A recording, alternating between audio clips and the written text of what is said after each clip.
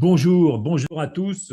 Bienvenue à ce webinaire spécial sur le Conseil national de la médiation, puisqu'un décret a été publié tout récemment, il y a 3-4 jours, concernant la mise en place de ce dispositif sous la tutelle du ministère de la Justice.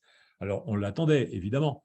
Alors, j'ai le plaisir de lancer ce webinaire avec Jérôme Messinguiral, que vous connaissez, puisque c'est l'animateur principal de Mediator.tv. D'ailleurs, je vous invite à venir dès demain. C'est bien ça, demain, parce que non, après-demain. Après-demain. Parce que après-demain, tous les mercredis à 12h30, vous pouvez suivre l'hebdo de la médiation. J'en parle comme si je n'étais pas un spectateur habituel, mais je suis un intervenant habituel. Donc, je vous y invite. Vous verrez, c'est passionnant. D'ailleurs, vous pouvez vous reporter. On a déjà parlé de ce Conseil national de la médiation, mais cette fois-ci, on va en parler d'une manière plus certaine, puisqu'il est en place. Et il y a déjà des personnes qui sont prévues dans cette organisation sous la tutelle du ministère de la Justice. D'ailleurs, on se demande si c'est vraiment sous la tutelle du ministère de la Justice seulement. C'est toutes les questions auxquelles on va répondre pendant ce webinaire. Alors, Jérôme est là. Il y a également, je vais donner bien sûr la préséance à Agnès Tavel, qui est, je vous le rappelle, non seulement intervenante et enseignante à l'EPMN, mais également juriste, avocate, spécialiste donc en droit civil. Et elle va également donner quelques avis sur ce texte qui vient, soi-disant, mettre de l'ordre dans le panorama de la médiation. Et également, vous avez en présence Henri Sandros-Millat, qui est le président de la Chambre professionnelle de la médiation et de la négociation, qui représente depuis plus de 20 ans la profession de médiateur, et également qui promeut un code d'éthique et déontologie, qui promeut également le recours au droit à la médiation. Moi, vous me connaissez aussi sans doute, je m'appelle Jean-Louis Lascou et je suis le président fondateur de l'École professionnelle de la médiation et de la négociation, et j'ai initié justement la profession de médiateur.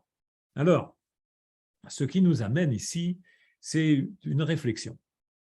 Et je vous propose que cette réflexion soit partagée, et si vous souhaitez, vous pouvez également intervenir sur le système de questions-réponses. Hein. Vous pouvez soit discuter, poser vos questions. Jérôme va vous suivre particulièrement, il va intervenir, mais il va vous suivre également si vous avez des questions qui vous viennent. Vous dites, mais attendez, mais qu'est-ce que c'est que cette histoire de la médiation sous la tutelle du ministère de la Justice?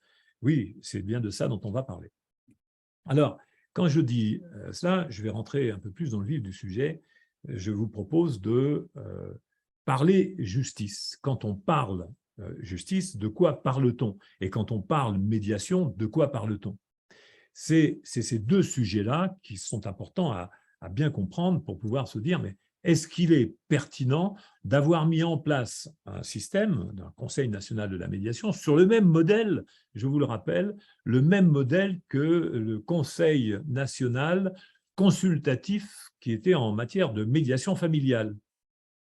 Alors, c'était il y a quelques années, hein, c'était de se dire, mais ce Conseil national de la médiation familiale, qu'a-t-il fait? Alors, notamment, il a justifié la mise en place d'un diplôme d'État de médiation familiale. Hein, donc, c'était quelque chose qui mûrissait depuis longtemps. On va faire de la médiation familiale, mais bon, pour les médiateurs familiaux, il fallait une reconnaissance, il fallait une sorte de manière de se sentir légitime. Alors, de se sentir légitime pour eux ou de se sentir légitime pour les personnes auprès desquelles ils allaient intervenir. Alors déjà, avant de parler de médiation d'une manière générale, il faut déjà bien comprendre ce qui s'est passé en particulier. Alors, en particulier, vous savez qu'il y a des aspects de la médiation qui sont devenus obligatoires. En droit administratif, il y a des manières de recourir à la médiation qui sont préalables à toute procédure judiciaire. En matière familiale aussi, il y a des moments, notamment pour ce qui est de certains recours, lorsqu'il y a une décision judiciaire, s'il y a un recours nouveau pour changer, par exemple, les conditions de garde de l'enfant, pour changer les aspects financiers, eh bien, la médiation est un préalable avant que le juge puisse être saisi, en fait. Et il regarde, lui a fait une médiation, parce que là, c'est quand même mieux que vous vous entendiez. Et c'est ça qui est derrière l'idée de la médiation, quand même. Alors, on va se dire, la médiation, quand elle est mise sous la tutelle du système judiciaire, est-ce que c'est complètement pertinent? Donc, on voit qu'il y a également un autre dispositif de médiation qui existe en matière de consommation. Et là, il est mis sous la tutelle du ministère des Finances, avec la direction de la DGCCRF, hein, qui contrôle en fait la manière dont les choses se passent en matière de médiation de la consommation. Et il y a la Société de la médiation professionnelle qui est d'ailleurs agréée en tant que médiateur de la consommation. J'en suis un éminent représentant, et il y a également ici Jérôme qui intervient et Jean-Bruno qui nous a rejoint, Jean-Bruno Chantraine qui nous a rejoint pour parler de ces différents aspects de la médiation. Alors, quand on regarde la composition qui est prévue dans le décret adopté par le ministère de la Justice et signé par la Première ministre, Elisabeth Borne, on voit qu'il y a également la médiation de la consommation, la CECMC, qui est un élément participatif. Alors, il faut bien comprendre que cette médiation ne va concerner en réalité que les aspects judiciaires. Il faut comprendre que le ministère de la Justice ne peut pas, en aucune manière, décider de ce qu'est la médiation dans tous les autres domaines. Par exemple, la médiation de voisinage, c'est-à-dire le ministère de la Justice ne pourra pas couvrir les médiateurs municipaux. Il ne pourra pas couvrir également la médiation dans la vie d'entreprise. Donc, c'est très identifié, c'est très délimité. Ça ne peut concerner que la médiation dans le système judiciaire par rapport à ce qui est en cours de procédure. Alors, en amont de toute procédure judiciaire, on peut se poser la question de la pertinence que ce soit le ministère de la Justice qui couvre le recours à la médiation. C'est-à-dire que dès que le magistrat dit ayez recours à la médiation, normalement, c'est une externalisation de la médiation. Ce n'est plus le ministère de la Justice, le ministre de la Justice, ce n'est plus lui qui est habilité à pouvoir dire comment les choses vont se passer. Et pourtant, on a un texte qui dit que la médiation va pouvoir être encadrée par ce Conseil national de la médiation avec un certain nombre d'instances. Nous n'avons pas été sollicités pour dire ce que nous en pensions. On a vu qu'on avait un ensemble de concurrents, enfin un ensemble, enfin, c'est très identifié, hein. C'est l'IFOMEN, c'est l'Association nationale des médiateurs, c'est la même chose, hein, puisque la plupart des membres de l'Association nationale des médiateurs qui ont porté le projet, un projet qui s'appelle Médiation 21, comme nous portons le projet de la décennie de la médiation, eux, ils se sont fait identifier par un lobby efficace auprès du ministère de la Justice pour pouvoir faire passer leur représentation de la médiation mise sous une tutelle, parce qu'ils ont besoin de cette représentation. Et c'est ce que je voulais dire par rapport à la médiation familiale, pour revenir à ce sujet-là, c'est que la médiation familiale est placée sous la tutelle du juge. Et donc là, c'est clairement placé, sauf que quand elle est à l'extérieur du système judiciaire, elle n'est plus du tout sous la tutelle du juge. Hein, c'est parfaitement clair. Mais il y a toujours ce diplôme d'État qui est là. Et ça a été l'innovation dans matière familiale. Et c'est ce que veulent faire aussi les personnes qui portent le projet de médiation 21, c'est de mettre en place un diplôme d'État de médiateur qui, à chaque fois, ils le disent, mais non, on ne veut pas faire un diplôme d'État, mais que c'est quand même, on veut une reconnaissance importante de l'État. Alors, on ne veut pas une profession ordinale, c'est tout à fait le cas pour la médiation familiale, ce n'est pas une ordinale, mais n'empêche que ça a toute la configuration pour pouvoir faire une approche ordinale. C'est-à-dire que pour pouvoir avoir un ordre de quelque chose, il faut déjà un diplôme reconnu par l'État. Un diplôme d'État, ça se prête tout à fait à ça. On a eu le cas, par exemple, pour les infirmiers, où ils ont eu pendant longtemps des diplômes d'État, et puis vous savez que maintenant, bah, c'est devenu un ordre. Hein. Donc pour les comptables, pour les avocats, pour les notaires, pour les huissiers, mais ils ont des systèmes de reconnaissance par l'État, et puis ensuite, bah, ils ont un système ordinal qui se met en place. Hein. Pour les médecins, c'est pareil. Et donc, on a cette configuration qui est possible avec des médiateurs qui seraient agréés par l'État, comme c'est déjà le cas pour la médiation familiale. Ça pourrait arriver à faire en sorte que l'indépendance des médiateurs devienne complètement illusoire. Et quand je dis ça, c'est la raison pour laquelle j'ai souhaité parler rapidement et que mes amis sont là aussi pour pouvoir dire ce que nous pensons de ce texte qui vient en fait mettre en place une instance qui nous pose question. Alors non seulement on n'a pas été sollicité pour pouvoir dire ce qu'on pouvait penser, alors qu'on a quand même la première organisation syndicale de la profession de médiateur. Il faut bien quand même que le législateur et que le gouvernement prennent ces choses en considération. C'est-à-dire que toute autre personne est organisée en personne morale en association de la 1901. Nous avons pris quand même le pas, nous avons fait le pas de nous organiser en tant que chambre syndicale représentant la profession de médiateur. Et la moindre des choses, avec toutes les sollicitations que nous avons faites, nous avons participé aux États généraux de la justice. Hein, on peut le voir partout. Vous pouvez voir les contributions que nous avons faites sur le droit à la médiation, sur la formation des magistrats par rapport à la médiation, sur la formation des médiateurs professionnels par rapport à la médiation. Tout ça, c'est une contribution importante que nous faisons et nous avons un code d'éthique et de déontologie. Tout à l'heure, Henri pourra également aborder ce sujet-là.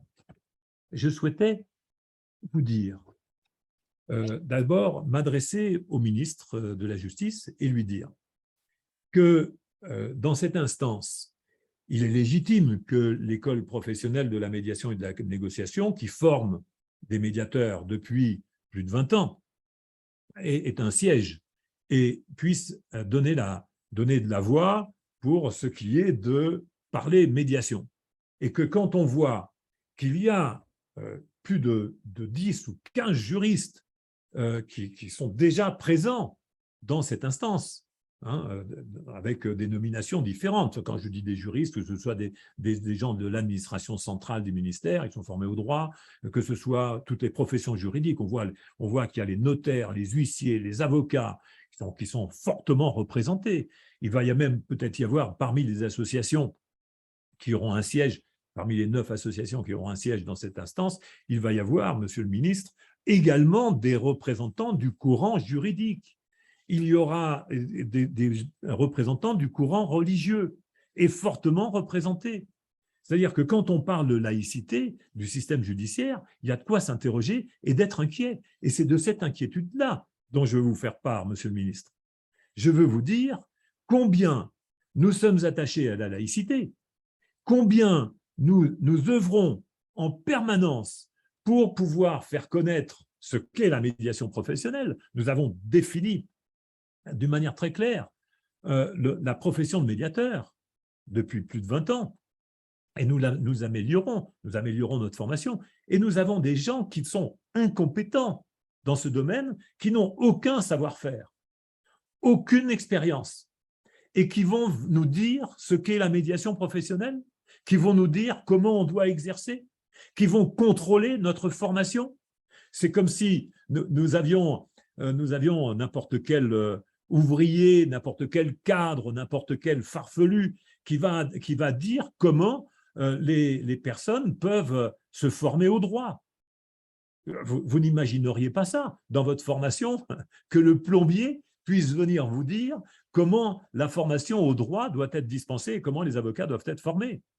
Eh bien, la profession de médiateur est exposée à ce genre de choses. C'est-à-dire que, sans dévaloriser la compétence dans chacun son domaine, les magistrats, les gestionnaires, les juristes, des gens du contrôle de l'économie, qui vont dire comment on fait de la médiation.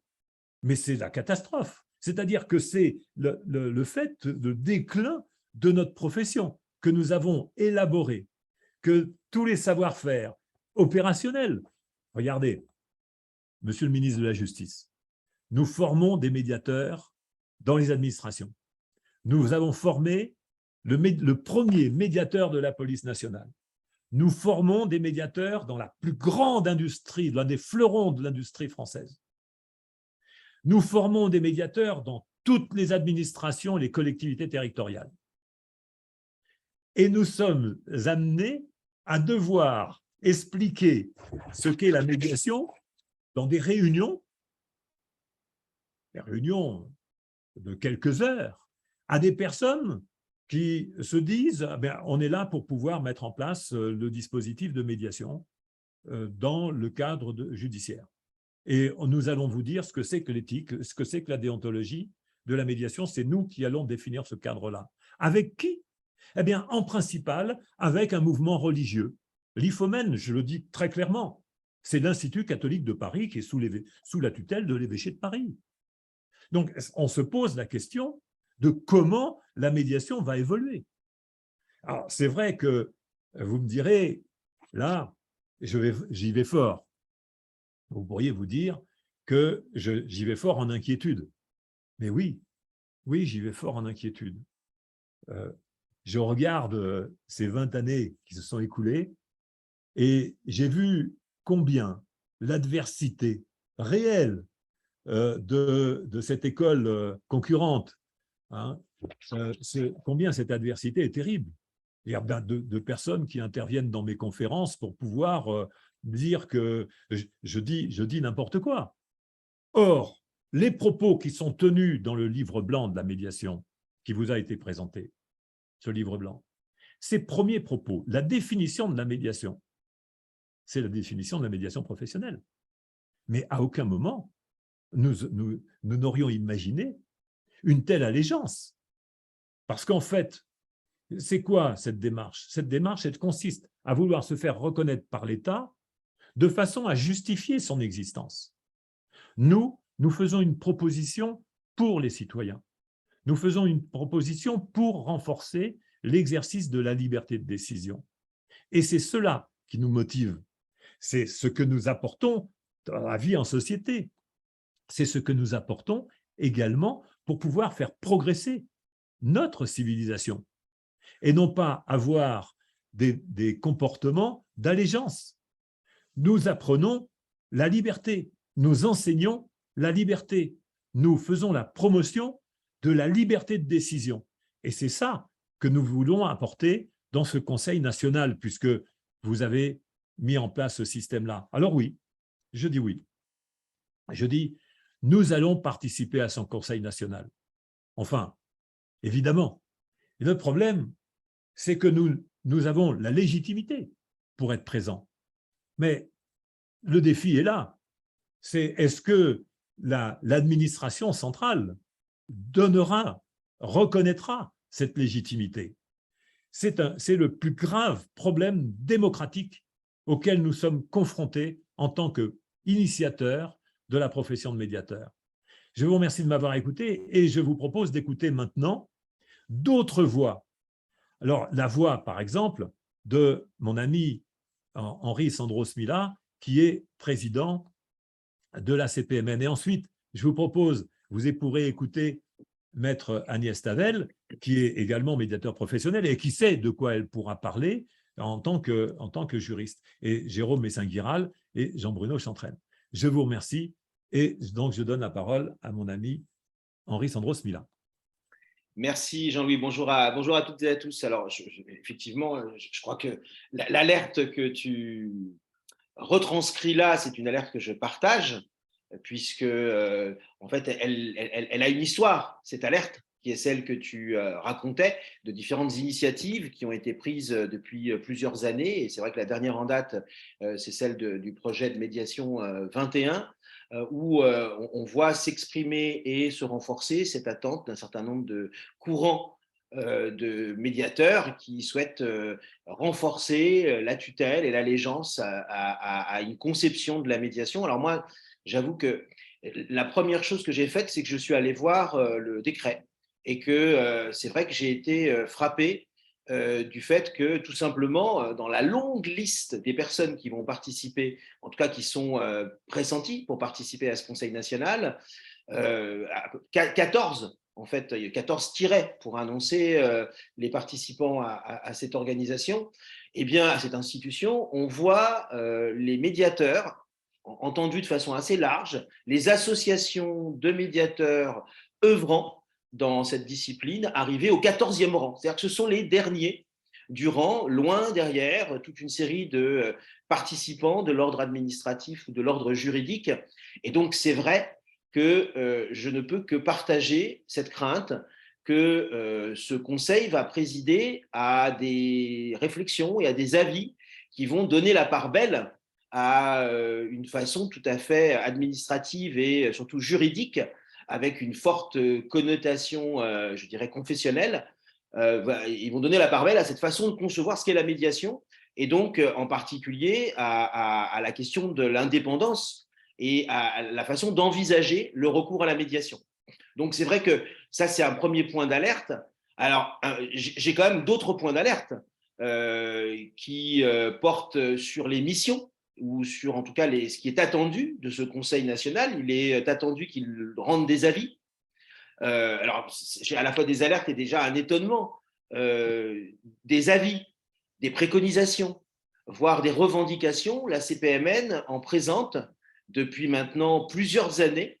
Le manifeste du droit à la médiation, qui est donc une revendication portée par les médiateurs professionnels qui vise à instituer un droit à la médiation, c'est-à-dire un droit opposable, au fait qu'en cas de litige, de conflit, les personnes ne puissent pas se voir obligées de recourir à la voie judiciaire, mais qu'au contraire, elles puissent imposer à ce qu'il est appelé dans la culture de l'adversité, la partie adverse, qu'elle puisse leur imposer la discussion et le dialogue et la résolution par la médiation. Cette revendication existe depuis maintenant 8 ans. Le fait de porter la revendication d'une approche généraliste de la médiation et donc de s'opposer à une dynamique de spécialisation ou de sectorisation dont on voit bien que malgré tout, elle avance, que ce soit avec, en matière de formation, le diplôme d'État à la médiation familiale, ou en matière, par exemple, de pratique de la médiation dans le domaine de la consommation, avec un dispositif tout à fait spécifique et sectorisé par rapport à la médiation. Eh bien là aussi, je vois que cette approche qui sectorise, qui spécialise et qui s'oppose en fait à beaucoup de réalités dans les conflits qui apparaissent entre les personnes, eh bien qu'elle fait son chemin. Et puis, alors, autre point de préoccupation, même si c'est plus la spécialité de l'EPMN, l'école professionnelle de la médiation et de la négociation, eh bien, je vois, pardon, mais ce qui me paraît tout à fait logique, que des avis sont attendus également en matière de formation des médiateurs. C'est-à-dire que, évidemment, tout à fait logiquement, de la même façon qu'il est envisagé que la médiation soit plus sous la tutelle du ministère de la Justice, eh bien, c'est assez logique d'envisager que, du point de vue de la formation, les contenus des formations soient orientés et que, par conséquent, ils soient plus conformes à la façon dont on attend que les médiateurs se positionnent, qu'ils interviennent, qu'ils soient rémunérés, organisés, et qu'évidemment, ce qu'on voit apparaître, c'est une forte connotation dans la façon de former les médiateurs. Alors, en tant que président de la CPMN, bien sûr que j'envisage tout à fait logiquement de prendre part à ce Conseil national et de porter la voix de, comme tu le rappelais, la première organisation. Quand je dis première organisation professionnelle, c'est à la fois du point de vue de l'histoire, puisque la CPMN a vu le jour en 2001, mais c'est aussi du point de vue aujourd'hui de la volumétrie de ses membres, puisque nous sommes un peu plus de 200, et que par conséquent, nous sommes tout à fait légitimes à pouvoir prendre part à cette instance et à pouvoir y indiquer comment nous envisageons de faire évoluer la profession. Et pour le moment, évidemment, certainement pas dans ce que nous pressentons. Aucune décision pour l'instant n'a été prise, aucun avis n'a été prononcé, mais on voit bien qu'on peut légitimement s'inquiéter de l'orientation fortement juridique et de mise sous tutelle à laquelle on peut s'attendre. Et que par conséquent, c'est une autre voie que les médiateurs professionnels, tout à fait légitimement, entendent porter dans un tel conseil, et que je serais évidemment étonné et par ailleurs tout à fait insatisfait et probablement du coup amené à réfléchir avec mes collègues de la CPMN sur ce qu'il conviendrait de faire dans l'hypothèse où nous ne pourrions pas participer à ce Conseil national, ce qui serait quand même une aberration démocratique absolue, puisque à plusieurs titres, ceux que je viens d'indiquer, il est tout à fait logique que la CPMN soit présente et qu'elle puisse porter un avis. Je crois que l'enjeu, il est assez clair. L'enjeu, c'est que si nous voulons, et quand je dis nous, c'est évidemment les citoyens entendus comme un collectif, pouvoir tirer le meilleur parti d'une autre façon d'envisager la régulation des relations et la résolution des conflits qui naissent dans les interactions, il faut se doter d'un cadre pour cette profession qui ne soit pas simplement le fruit de la paresse, je dirais, intellectuelle, qui nous amènerait à imaginer qu'il faille l'organiser de la même façon que sont déjà organisées un certain nombre d'autres professions. La dimension d'indépendance est absolument essentielle et c'est absolument incontournable que nous y soyons vigilants et que la profession puisse se doter d'un cadre qui soit conforme à cette nécessité. Et ça, je crois que c'est un enjeu qui, pour le moment, est difficilement imaginable à réaliser dans le cadre de ce qui est envisagé. En tout cas, pas de façon simple. C'est évident qu'il y aura des choses à dire et à faire pour que cela puisse se réaliser. Donc voilà, donc c'est la première chose que j'avais envie de dire pour porter la voix des médiateurs professionnels qui sont présents à la CPMN.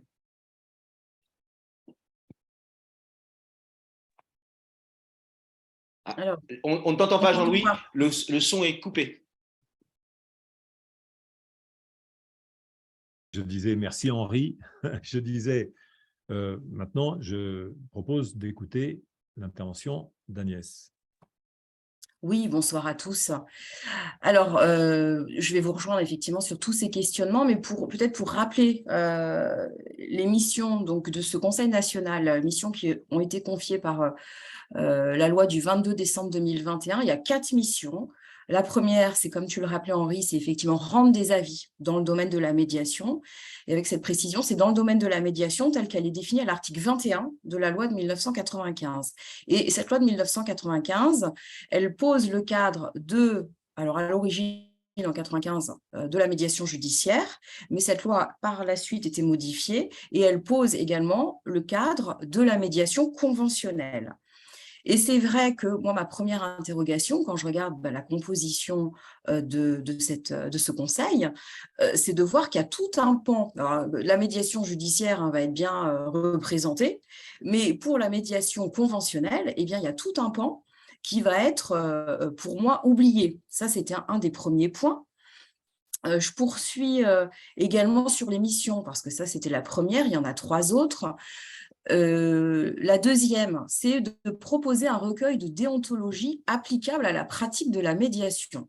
Alors là, moi, quand je vois cette deuxième mission et que je mets en lien la composition de ce Conseil national tel que Jean-Louis et Henri, vous l'avez évoqué, c'est-à-dire avec plus de la moitié de ses membres qui sont des juristes, c'est-à-dire moins de la moitié qui sont des médiateurs. Et ça veut dire que finalement, la déontologie des médiateurs va être pour la majorité réfléchie, posée, décidée par des non-médiateurs. J'imagine mal, si je fais un parallèle, j'imagine mal les avocats accepter que leur code de déontologie Si c'est pas, sauf à me tromper, des avocats. Alors, il y a un petit souci de connexion avec Agnès. Décider de la… Pardon? Il y a un petit souci de connexion, Agnès, donc c'est pour ça que je reprends l'antenne là comme ça, parce Ah, que pardon. ça va permettre peut-être de réactiver le réseau, mais tu étais en train de dire que tu imaginais mal, alors c'est là où ça bégayait un peu et c'était opportun. D'ailleurs, J'imagine mal les avocats accepter que leur code de déontologie soit réfléchi, pensé, décidé par des non-avocats. Voilà. Et alors donc, c'est pourquoi vrai que ça se rebégaye encore verrait-il parce que c'est vraiment la limite de l'imagination. Et effectivement, même le réseau s'y met.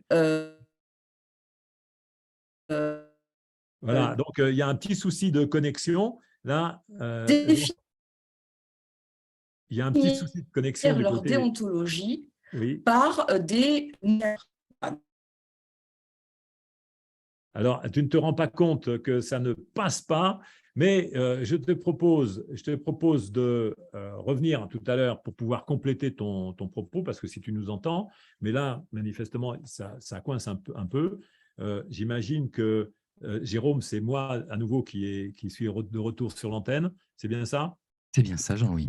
Je te remercie. Donc, Agnès, quand quand tu verras que ça redevient fluide de ton côté, tu reprendras l'antenne. Jean-Bruno, tu as peut-être de ton côté déjà, et Agnès reviendra pour pouvoir compléter son propos après toi, tu peux nous dire ce que toi, en tant que médiateur judiciaire, où tu fais de la médiation judiciaire en tant que médiateur professionnel, as-tu besoin réellement d'une tutelle du ministère de la Justice, d'une commission nationale? Enfin, quel est ton propos par rapport à cela? Merci de me donner la parole, Jean-Louis.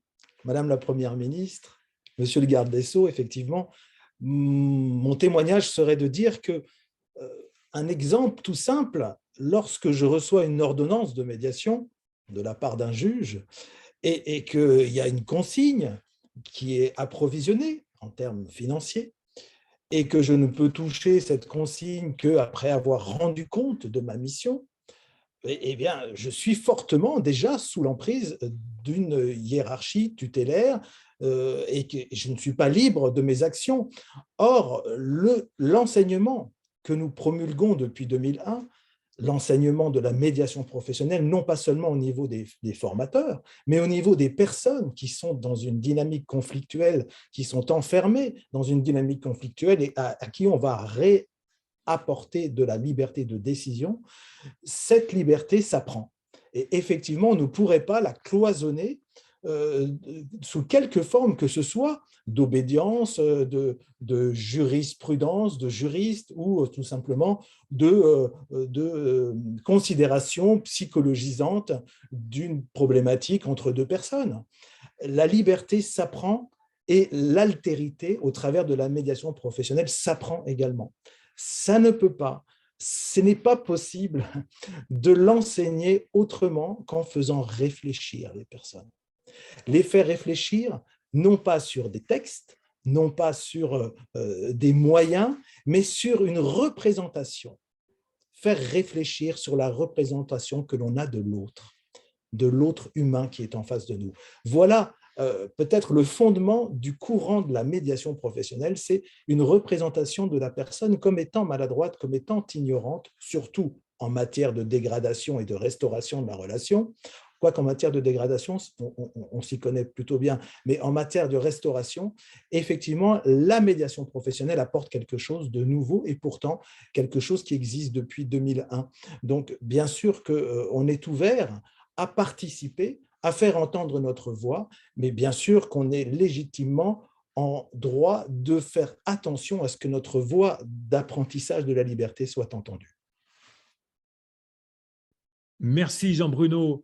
Agnès, peut-être que tu as un complément parce que je vois que ta connexion est devenue plus stable. Donc, tu disais dans ton élan, tu étais en train de dire que tu n'imaginais pas que la profession d'avocat puisse envisager, comme ce que je disais en amont moi-même, tu reprenais l'idée que tu n'imaginais pas la profession d'avocat en train de se faire dicter sa déontologie et son éthique par des professions connexes. C'est plutôt quelque chose d'interne. Effectivement, l'éthique et la déontologie, c'est une réflexion qui n'a pas besoin de personnes extérieures. Sinon, bon, ça voudrait dire que les professionnels ne sont pas compétents. Et donc, on les met sous tutelle. C'est le premier problème qui apparaît, c'est qu'il y a une mise sous tutelle de l'éthique et de la déontologie et de la formation, et donc de l'ensemble du concept de la mission de médiateur, parce que pour l'instant, ils ont des difficultés à dire profession de médiateur, ce que nous disons depuis 20 ans, et ce qui va apparaître bien évidemment dans quelques années. Mais si ce n'est pas sous ce régime présidentiel-là, ça sera sous un autre. Mais quoi qu'il en soit, c'est ce qui va se passer, autant que l'intelligence de maintenant puisse émerger et servir la cause du futur. Agnès, tu veux poursuivre? Oui, oui, effectivement, et c'était ça, je m'interrogeais, parce que donc il y a un président et au total, il y aura 26 membres, donc 27 avec le président, et il y a 9 représentants d'associations, donc je dirais 9 médiateurs et 4 personnes formées à la médiation. Donc 13 personnes seulement, donc une minorité de personnes qui sont vraiment des acteurs, qui sont sur le terrain, qui connaissent cette profession. Et c'est vrai que j'ai aussi envie de mettre en lien la composition de ce Conseil national avec les courants qui prévalent en médiation. On sait qu'en médiation, il y a 4 courants de pensée. Il y a le courant confessionnel, le courant juridique, le courant psychosocial et le courant rationnel, qui est le courant que nous développons et que tu as initié, Jean-Louis, et qui est développé à l'EPMN et au sein de la CPMN. Et c'est vrai que quand on regarde cette composition, les juristes sont présents en nombre, je dirais en forte majorité. Quand on sait que le courant juridique est quand même lié au courant confessionnel, parce que si une règle est édictée, c'est parce que moralement, on pense que c'est bien d'agir comme ça ou c'est pas bien d'agir comme ça. Donc, ces deux approches sont quand même très liées. Et donc, moi, je m'interroge notamment sur ce 14e point où tu disais, Henri, d'ailleurs, c'est le dernier qui est cité. C'est quand même curieux pour un Conseil national de médiation de citer les médiateurs en dernière partie, qui vont pouvoir siéger au sein de ce Conseil. Et il n'y a que 9 représentants. Et moi, là, j'interpelle les pouvoirs publics sur ces membres-là en disant, moi, ce que je souhaiterais, c'est qu'il y ait quand même une équité. Pour le coup, là, on fait valoir l'équité, qui est chère aux autres courants de médiation. Il ne serait pas équitable que le courant rationnel ait un seul représentant sur 9, alors que les autres courants de pensée sont largement représentés. Et c'est vrai que j'avais envie de faire un parallèle. En fait, moi, ce texte, il m'inspire, il m'a fait penser à la publicité que les avocats ont fait paraître il y a un moment, en disant « Les avocats pour avancer dans un monde de droit ». Et c'est vrai que là, moi, ce texte, il met clairement en avant le paradigme dans lequel notre société s'inscrit, qui est le paradigme du contrat et du contrat social. Et moi, c'est ce que j'ai envie de porter haut et fort, la voix du paradigme de l'entente. Le droit et les lois, je ne dis pas qu'il n'en faut pas, des contrats, je ne dis pas qu'il n'en faut pas, il en faut, mais fixer des règles si on ne s'entend pas, ça ne sert à rien. La base de tout, c'est l'entente. Et donc, je ne le vois pas, moi, le paradigme de l'entente et de l'entente sociale dans cette représentation. Et donc, moi, plutôt que de dire les avocats pour avancer dans un monde de droit, j'ai envie de dire les médiateurs pour avancer dans un monde de l'entente. Voilà. Et c'est ça qui manque à ce texte, je dirais depuis le départ, depuis la loi, et qui est confirmé dans ce décret. Voilà. Merci beaucoup, Agnès, de cette intervention. On se souviendra du fait que pour avancer dans un monde d'entente, c'est plus que, et de qualité relationnelle, c'est pas seulement avec le droit qui est l'héritage de règles du passé, et qui prétend faire de la gestion de l'avenir, tandis que l'entente, c'est quelque chose d'ici, maintenant, et également, c'est plus solide. D'ailleurs, même les juristes en conviennent. Quand une entente est scellée, elle est plus solide qu'une décision appuyée sur une codification. Donc, Jérôme, nous avons convenu ensemble que nous allons faire court. Et nous avons là l'occasion de faire court, mais tu as aussi quelque chose à dire, toi, sur la médiation, sur ce Conseil national de la médiation. J'ai d'ailleurs la lourde tâche donc d'être très court sur l'intervention que je vais avoir. Et je t'en remercie. Alors, il y a beaucoup de choses qui ont déjà été dites et je suis parfaitement en accord avec tout ce qui a été dit. Là, je vous parle en tant que secrétaire général du Centre de recherche en entente interpersonnelle et sociale et ingénierie relationnelle, donc un laboratoire de recherche qui analyse, qui fait un constat, qui regarde ce qui se passe dans les relations interpersonnelles et qui propose des éléments pour faire évoluer la médiation. C'est donc une des missions que le Centre national de la médiation s'est donné, de pouvoir faire des propositions sur la formation, sur la médiation de manière générale. Sauf que le centre de recherche, c'est déjà sa mission. Et nous le faisons déjà depuis des années. À ce titre, il y a eu des expérimentations de fait, notamment pendant le Covid, de ce qui pouvait être des relations qui autant professionnelles que personnelles, qui se sont passées à ce moment-là. Il y a eu aussi 2 livres blancs. Donc, le dernier est à sortir bientôt sur le dispositif de qualité relationnelle, soit dans la fonction publique, territoriale et hospitalière, soit dans les organisations privées, qui est à venir. Et il y a eu aussi une recherche sur la formation à la médiation, qui est en cours de finalisation et qui donnera justement plein d'aspects nécessaires à appréhender ce qu'est la formation de médiateur aujourd'hui en France et pas seulement dans un centre de médiation, de formation à la médiation. Alors, c'est très important que le CRESIR soit dans ce CNM, ce Centre national de la médiation, mais peut-être qu'il pourrait l'appeler autrement. Puisque finalement, à la base, ce n'est que pour les médiateurs judiciaires, autant qu'il l'appelle le Centre national de la médiation judiciaire. Au moins, ce sera clair.